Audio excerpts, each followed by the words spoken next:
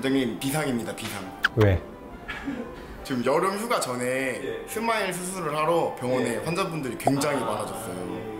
여름철 되면 휴가 받는 분들도 많고 그 외국에 유학 가 있는 친구들이 여름방학이 길기 때문에 국내 체류하는 동안 수술 받고 가는 친구들이 되게 많아요. 최근에 수술이 좀 많이 늘었습니다. 그래서 그만큼 수술이 많아져서 여름 관련한 질문들을 제가 가지고 와봤습니다.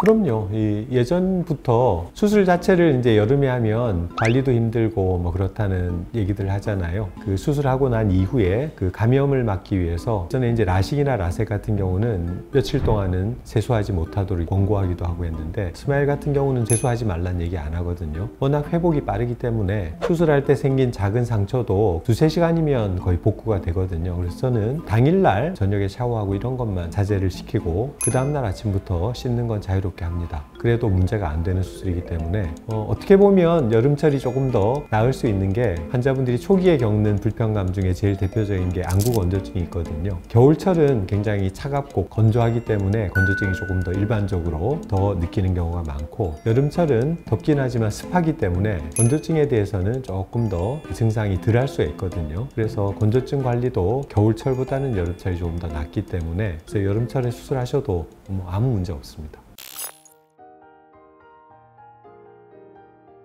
그건 사실 초기에는 권하는 바는 아니에요. 왜냐하면 아무리 깨끗하다고 해도 오염의 가능성이 있거든요. 거기에는 여러 가지 세균들이나 기생충 뭐 이런 것들이 있을 수 있어요. 그게 눈에 침투를 하게 되면 감염의 소지가 일부는 있다고 봐야 되거든요. 그리고 건조증도 그런 짠물이나 아니면 소독약 같은 게 접근을 하게 되면 건조증도 조금 더 심해질 수 있어요. 그래서 약간의 물이 닿는 건 좋지만 정말 눈을 뜨고 안에 들어가서 막 이렇게 헤집고 다니는 거는 사실은 권할 바는 전혀 아니죠.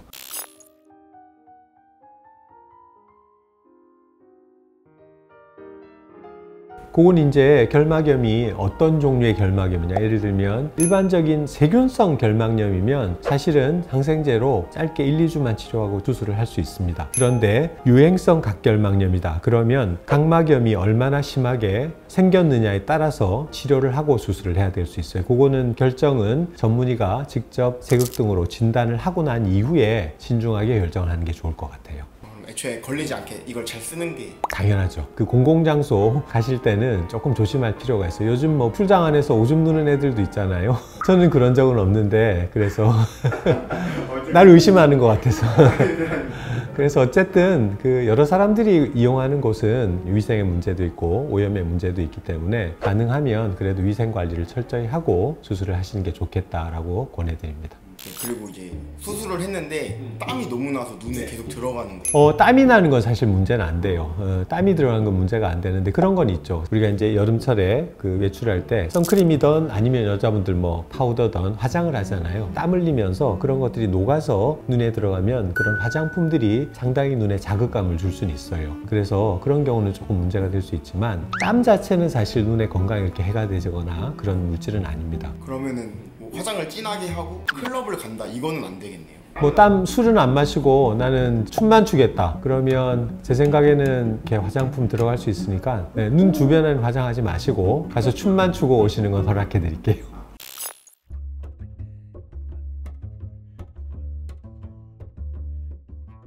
자외선이라는 게 어쨌든 그 너무 과량 노출되면 눈에 좋지는 않거든요. 정말 이 떼약볕에 선글라스 안 끼고 가면 자외선 각막염이라는 것도 생길 수 있어요. 열화상. 어떻게 보면 수술을 했고 안 했고를 떠나서 여름철에 이 강한 햇볕은 조금 피해 주시는 게 좋아요. 그래서 피부만 신경 쓰지 마시고 눈도 좀 보호하라. 건강한 눈도 망가질 수 있는 피해를 볼 수 있는 그런 정도의 아주 강한 자외선 지수가 굉장히 높은 곳에 오랫동안 있을 때는 선글라스도 좋고 그냥 일반적인 보안경도 무난하다 그렇게 말씀드릴 수 있을 것 같아요.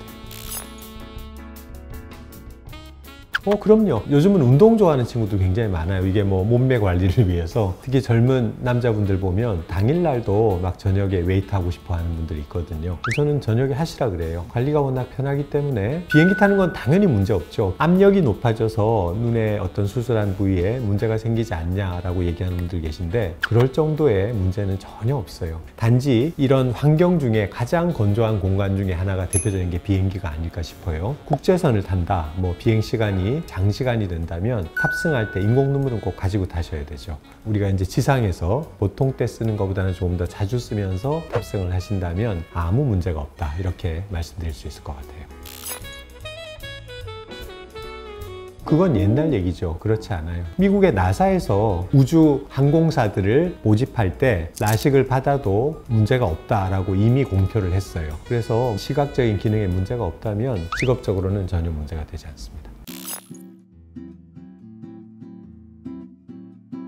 예, 뭐 아까 말씀드린 대로 여름철에 수술하면 안 된다. 이건 일종의 잘못된 고정관념 중에 하나다. 안과, 특히 스마일 수술은 수술 이후에 건조증 관리는 오히려 여름철이 조금 더 편할 수 있다라는 면에서 보면 여름철이 겨울철보다 적어도 수술하기에 나쁜 계절은 아니다. 그래서 염려하지 마시고 시간적인 여유가 된다면 수술을 빨리 하시고 더 즐겁게 잘 놀고 오십사 하는 게 제 그 권고 사항입니다. 수술하러 SNU 안과로 오십시오. 네.